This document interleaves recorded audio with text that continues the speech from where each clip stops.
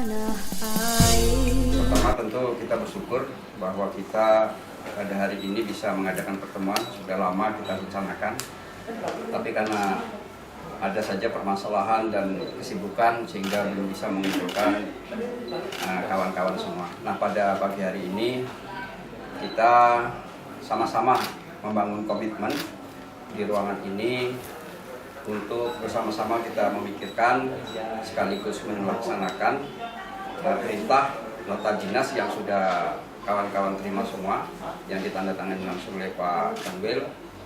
Nah, perlu kita susun ulang petugas PTSP ini juga berdasarkan masukan-masukan, keluhan-keluhan dari kawan-kawan yang mungkin pertama sudah berkecimpung di pelayanan PTSP ini. Tentu maksud dan tujuan kita tidak ada lain dari pertemuan ini bagaimana pelayanan di PTSP ini bisa maksimal dan optimal, profesional dan proporsional. Oleh karena itu kita perlu sekali mendengar dari arahan langsung dari Bapak Kabak dan juga dari Pak Kasubag, Kepegawaian dan Hukum, dan penanggung jawab masalah operatornya yaitu Bapak Terik langsung. Oleh karena itu saya berharap dengan tim yang baru ini PTSP ke depan bukan tambah melompong atau kurang bersemangat. Kita berharap dengan tim yang baru ini PTSP ke depan semakin baik, semakin bagus, dan semakin inovatif gitu dalam pelayanan. Walaupun kita sadari bahwa PTSP yang ada pada kita ini sebetulnya tidaklah sesibuk dengan PTSP seperti PTSP yang ada di kabupaten kota, yang begitu banyak memang pelayanan langsung kepada masyarakat. Tetapi kalau PTSP kita ini sifatnya provinsi, jadi tidak begitu banyak pelayanan yang kita terima, yang kita hadapi. Walaupun pelayanan kita di situ ada 31 pelayanan Pak Terik. Nah, itu tidak semuanya juga berjalan gitu loh. Artinya sesuai dengan kebutuhan masyarakat. Oleh karena itu kita mohon kepada Pak Kabak untuk memberikan arahan kepada kita semua yang ada pada pagi hari ini. Itu kepada Pak Kabak, waktu dan tempat kami persilahkan. Terima kasih. Assalamualaikum warahmatullahi wabarakatuh. Alhamdulillah, syukur Allah Subhanahu wa taala yang Maha Kuasa. Salam Muhammad sallallahu alaihi wasallam. Pagi, salam sejahtera kita semua dan swastiastu. Namo Buddhaya. Salam kebajikan. Terwakili Bapak Kasubag Umum dan Mas Menurut PTSP, Pak Subag Kepegawaian, Penanggung Kepegawaian, Hukum, Bapak, Ibu-ibu, para orang yang terpilih, orang yang terdepan,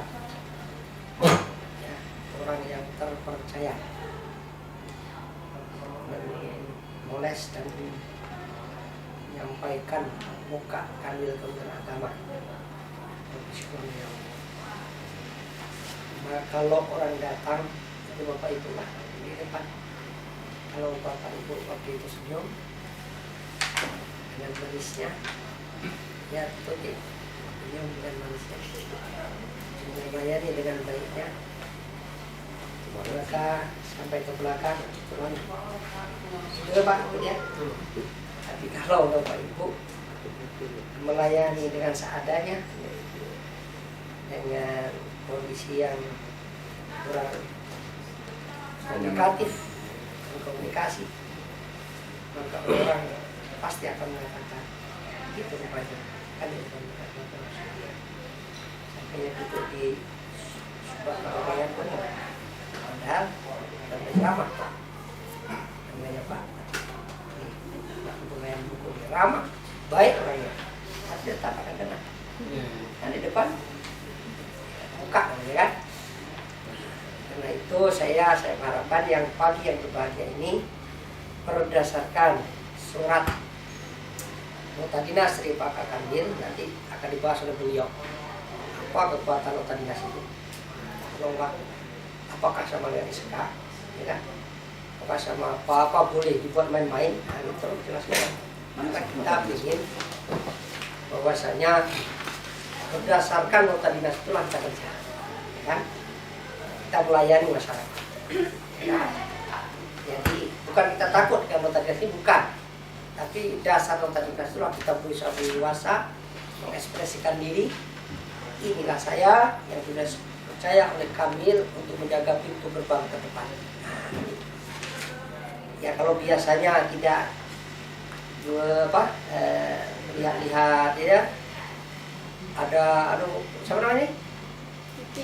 Siti ya? Titi ya, dia ramai kenalan ya, karena ini Titi tuh yang saya kenal Tuti saja. Titi ya. Ini panggilannya siapa ini Mas? Dwi. Maya Romanti ya. Kembali Ya. Juga perlu ya, walaupun rata-rata ini ya semua berbakti ya. iya Pak. Ya, berbakti. Pokoknya pengen bahwa dari ujung rambut sampai ujung kuku saya harus terima. Nah gitu. Ya, Rizky ya. Iya Pak. Nah, itu. Sampai-sampai karena paling terdepan, maka nanti pulang cari baju yang tercantik. Kalau dipakai kayaknya macam Maya Romantir saya ini. Biayanya bisa diklaim gitu Pak? Macam Ahmad ini. Itu terus sampai nekatnya kita itu kan di zamannya Maya Romantir itu zamannya cantik. Bapak cantik. Ini kalau sekarang ya. Kalau zaman Bapak masih muda Maya Romantir itu idola kan gitu. Sekarang ini ya. Jadi itu yang pertama saya ingin katakan pada adik semua bahwa adik ini adalah dipercaya oleh Pak. Kita harus jaga kepercayaan. Kemudian yang kedua, dari pengalaman yang berjalan itu memang yang namanya urusan di Kanwil itu betul kata Pak Kasubag Umum dan Mas. Tidaklah sesibuk, tidaklah sepadat, tidaklah sebanyak yang ada di kabupaten kota, bahkan di Pua dan Madrasah. Bahwa dulu ketika Irjen datang, Pak Wid, saya menyampaikan, kadang nanya PTSP, tengok tuh, kenapa Pak? Kok satu hari kadang ada kadang tidak? Akhirnya saya sampaikan, Pak sebenarnya polisi dulu kalau boleh saya ngomong ini, ketika Pak Menteri Agama menyampaikan polisi tentang PTSP, seharusnya dikaji dari ke bawah, mana urusan yang paling banyak. Ketika urusan yang paling banyak di madrasah di Pua, maunya anggaran itu ke sana. Jadi setiap Pua itu ada PTSP karena paling banyak itu orang datang. Kalau madrasah itu harus ada PTSP ya kan gitu. Minimalkan kemenaknya PTSP harus bagus. Di Kanwil ini kan hanya kebijakan-kebijakan, ada beberapa sajalah yang memang harus Kanwil. Lesir paling di madrasah. Rekomendasi penceramah atau apa paling terus sekali. Tapi itu urusan juga, itu harus kita amankan. Ya, Assalamualaikum warahmatullahi wabarakatuh. Selamat pagi menjelang siang. Yang saya hormati Bapak TU, Pak Supian, Pak Kasubag Umum dan Mas, Koordinator PTSP Pak Erik dan adik-adik kawan-kawan semuanya yang saya sampaikan. Yang pertama yang saya sampaikan terkait dengan penugasan PTSP ini adalah bahwa Bapak Ibu semua adalah SDM yang dipilih oleh Kanwil untuk ditugaskan menjadi, kalau di dalam acara pernikahan itu apa namanya, penyambut tamu gitu ya, itu orang-orang dipilih yang wajahnya bagus, kemudian attitude-nya bagus, kemudian ya pokoknya dipercayai lah gitu ya. Jadi makanya gunakan kesempatan dan amanah ini dengan sebaik-baiknya. Kaitan dengan nota dinas ini, bahwa kita tahu yang namanya di suatu instansi maupun di pemerintah maupun di swasta itu SDM itu harus punya skill. Harus punya skill. Skill itu apa? Kemampuan untuk melaksanakan tugas-tugas tertentu. Karena punya skill itulah dia dipakai. Sekarang eranya bukan saja orang itu punya hard skill, bisa ngetik, Bu Sofi ini bisa ngetes tekanan darah, ya. Kemudian bisa apa namanya itu buat laporan dengan baik, bisa menganalisa suatu pekerjaan dengan baik, itu hard skill. Itu sudah cukup di sekolah dengan sarjana, gelar kesarjanaan masing-masing. Kayak dulu apa? Titik ya? Tuti. Titu. Ini ahli di bidang pendidikan agama Buddha ya. Tahu dia apa. Tapi sekarang eranya tuh bukan hard skill. Hard skill boleh penting, sangat penting. Tapi juga soft skill. Apa itu soft skill? Kemampuan diri seseorang itu untuk beradaptasi dengan lingkungannya, dengan kulturalnya. Jadi kalau orang bisa ngetik tapi ketikannya nggak rapi, itu bagus nggak? Nah, bisa ngetik itu betul, tapi ketikannya rapi itu namanya soft skill. Bisa komputer itu bagus, tapi ketika menghadapi orang dengan senyum, dengan hati yang terbuka, menerima perintah itu dengan lapang dada, siap ditugaskan, itu namanya soft skill. Kira-kira semua punya soft skill? Belum tentu ya. Hard skill punya semua nih, tapi soft skill punya? Belum tentu. Ada yang pinter, jago, tapi nggak punya kejujuran. Ada yang pinter tapi tidak disiplin. Kira-kira tidak disiplin itu soft skill atau hard skill? Soft skill. Nah, ini dituntut soft skill. Soft skill itu dalam dunia kerja itu, jangankan kita di instansi pemerintah yang udah ada peraturan yang membahas tentang disiplin dan seterusnya, di swasta sendiri terlambat, juga dia dipotong, nanti setelah itu langsung di peringatan, di warning. Setelah itu diapain lagi? Ya udah, masih tak berubah, Allah ya. Itu saya rasa itu penting ditanamkan kepada diri kita semua, bahwa kita itu bukan cuma hanya datang di sini bukan karena punya kemampuan, tetapi juga punya soft skill yang baik.